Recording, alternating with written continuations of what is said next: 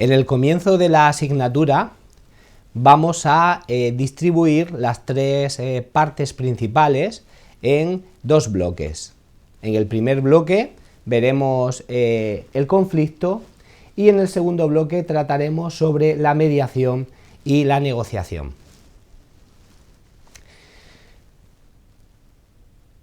El primer tema que vamos a tratar trata sobre el conflicto en las organizaciones. Hablaremos sobre la optimización del rendimiento mediante la estimulación del conflicto. En este primer tema, principalmente, vamos a establecer un análisis de dos conceptos principales que tienen que ver con el conflicto y también tienen que ver con el rendimiento.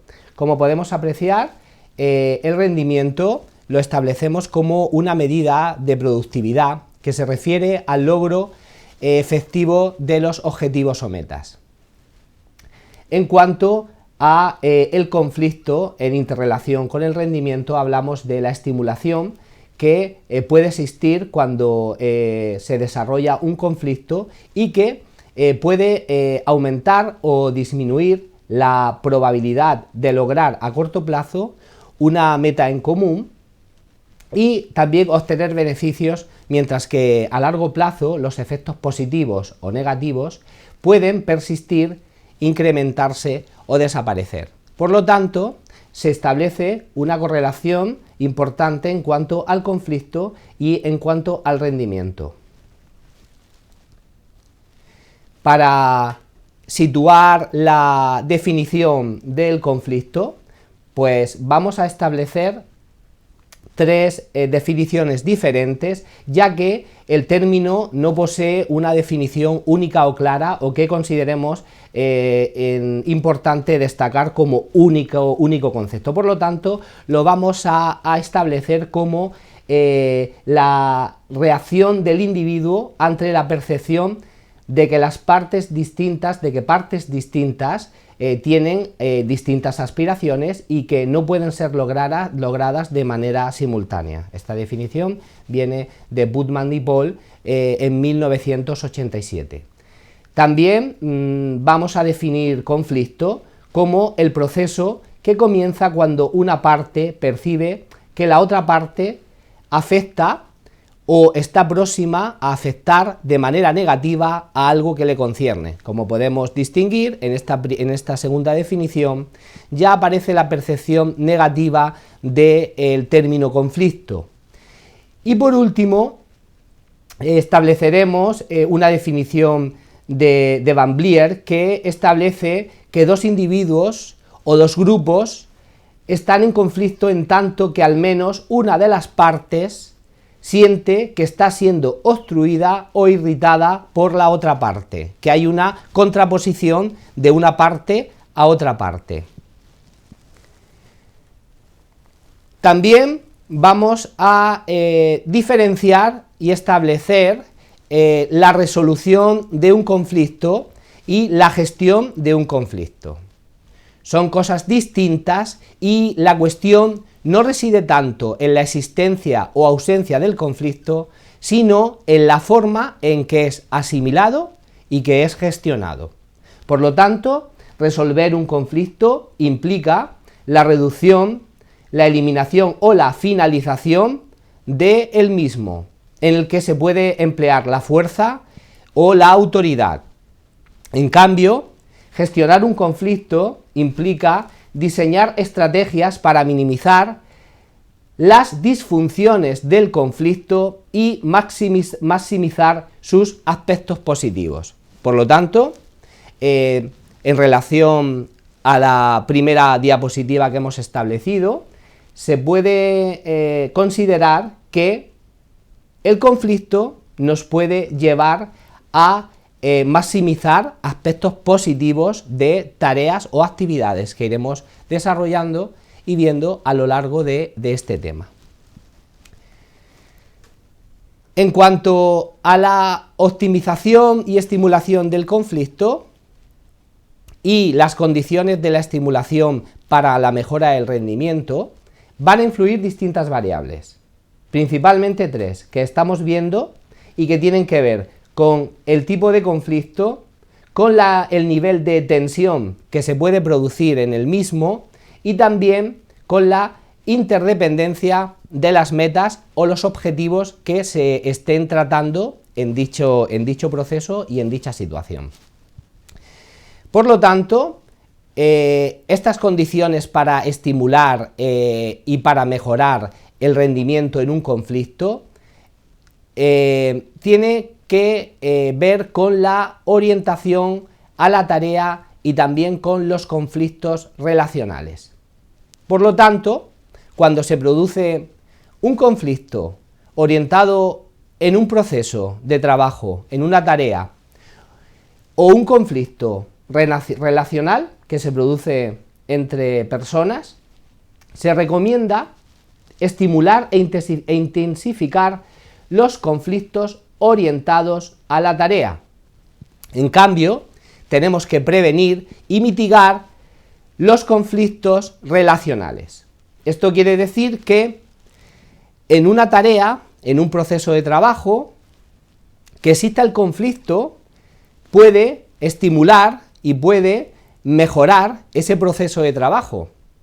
En cambio, cuando ese conflicto llega o pasa a una interrelación o relación entre las personas que comparten esa situación, hay que prevenir y estar pendiente para que ese conflicto no influya de manera negativa en el proceso que se está desarrollando. También tenemos que tener en cuenta que la intensificación del conflicto puede convertir los conflictos de tareas en conflictos de identidad. A este proceso se le denomina personalización del conflicto. Y eso quiere decir que una intensificación que se realice de forma directa en los agentes que participan en el conflicto sobre las tareas que están realizando puede derivar en un conflicto de identidad, y esto puede causar problemas ya que se personaliza dicho conflicto. Aquí tenemos un ejemplo donde se indica que dos personas, compañeros que aspiran a una misma función directiva, se pueden implicar tanto personalmente en un conflicto que comience a obstruirse también entre ellos otros aspectos. Por lo tanto, esa intensificación, que en un momento puede ser positiva, si se personaliza, podemos establecer un aspecto negativo y de difícil resolución para dicho conflicto. También, como hemos dicho, el elemento fundamental son los niveles de tensión que nos podemos encontrar en cualquier conflicto. El conflicto, en cuanto a su nivel de tensión, se divide en bajo, moderado y alto. En cuanto al conflicto bajo, tiene como características que hay una inactividad y evitación en cuanto al proceso y en cuanto a la toma de decisiones. También hay un descuido en la información, se produce también una baja productividad, no se perciben sensaciones de urgencia ni necesidades de actuar con determinación. Por lo tanto, se requerirá una limitada estimulación del conflicto para mejorar el rendimiento. Podemos identificar como un ejemplo la sensación de algo que estamos identificando que está generando de forma leve conflictos en el proceso o en la tarea de trabajo, y al no producir una situación de urgencia, una situación grave, la sensación es que puede continuar y lo podemos ir dejando, y se puede producir, pues como se puede apreciar en las distintas características, inactividad, evitación, descuido de información, baja productividad. Pues todas estas características hay que tenerlas en cuenta para distinguir de forma clara lo que es un conflicto de bajo nivel. En cambio, el conflicto moderado es donde las partes buscan e integran mayor información, donde se consideran el mayor número de alternativas, el impulso más fuerte por mejorar la situación.